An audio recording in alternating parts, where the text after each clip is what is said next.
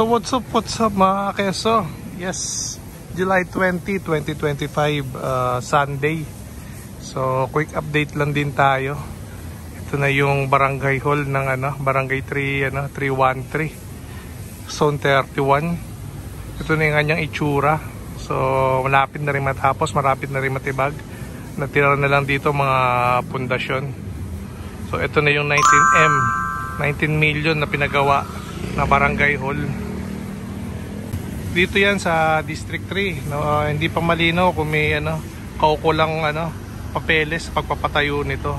So questionable pa to. Pero may sinasabi si Congressman Joel Chua na dumaan daw to sa proseso. Ito, pakinggan natin.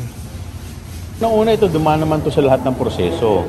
So tayo naman, pinararating lamang natin sa mga tamang ahensya ng gobyerno yung mga request natin ng ating mga constituent. Ang atin lang naman, sana kung may ganitong, kasi sa Manila talaga, wala naman eksaktong lupa na diba? Siyempre tayo, lahat naman ng mga barangay, natin bigyan ng maayos. In fact, ito nga, meron nga po itong senior citizen na area para yung mga senior citizen ay maging maayos, hindi mahihirapan na nandoon nabibilad sa araw. Nasa tapat po ito ng eskwelahan. Hindi po ba napakaganda nun na may isang barangay hall sa tapat ng eskwelahan? Sa ganun, yung seguridad ng mga estudyante.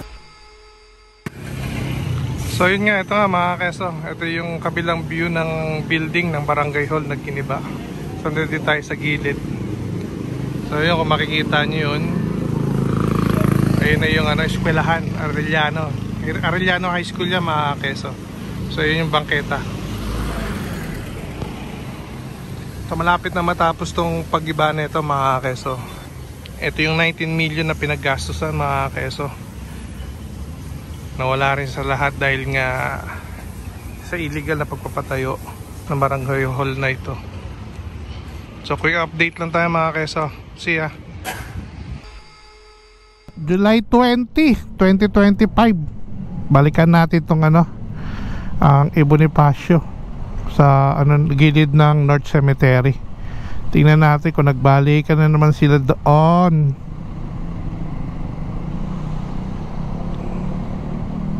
Last time kasi dyan nagbalikan ulit sila yung mga illegal settler tsaka yung mga truck.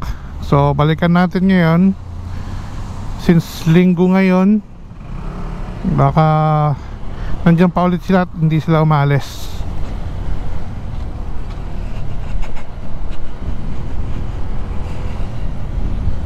So nakikita ko na rito mga kakeso, nandiyan pa rin sila. At ang mga truck nandiyan pa rin, hindi pa rin sila umaalis. Ayan mga kakeso, makikita nyo. Ayan, hindi pa rin sila umalis mga keso. Nandyan pa rin sila. So nandyan pa rin yung truck. At medyo may na rito, baha na rin mga keso. So ayan, build up na ng baha ngayon dahil nga kararaan lang ng bagyo. May bagyo pa rin ata ngayon, si Krising.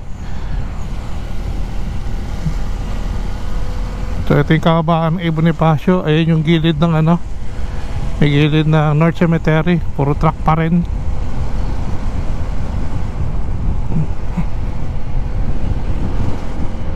Yan, may mga sako-sakong basura dito sa gilid-gilid. Ayan. Ayun, makikita nyo yung kulay asul. Ang tagal na yan dyan Meron pa rin yan Last time nung dumaan ako nandito na yan. Ayan.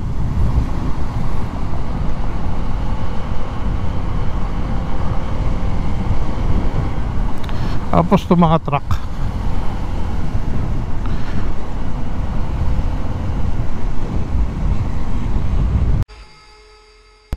Ayun nga, dito na tayo sa Blooming Treat. July 20, 2025. Ayan. Napaka luwag na ng daan dito mga keso. Yan, kung makikita nyo, dati rito sa lane na to maraming nagtitinda. So ito nga, may pintura na tong Center Island. So maaliwalas ngayon dito ngayon sa Blooming Treat. Wala na mga basura. Nagkalat dati, meron dyan mga basura dyan. So ngayon wala na. Ang linis na ng Blooming Treat mga keso.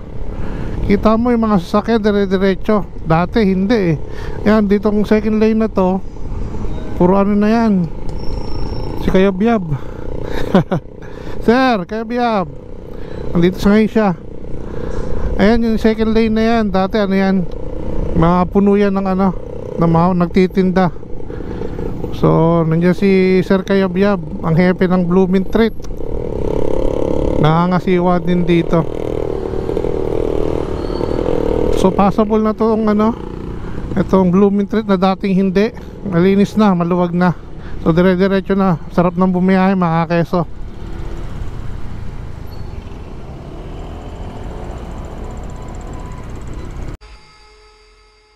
No. Ito yung mga pasaway na jeep. Ayan, sa pedestrian lane na oh. Ayan, lagot kay Orme.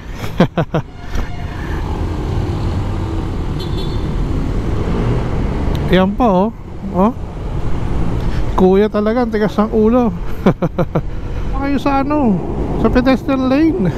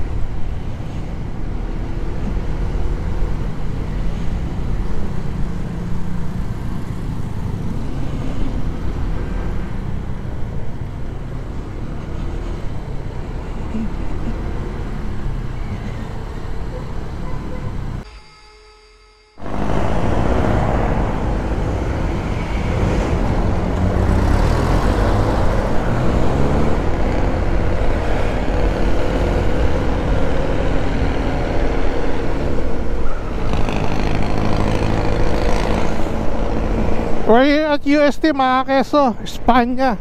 So kung makikita nyo, maluwag yung trapiko.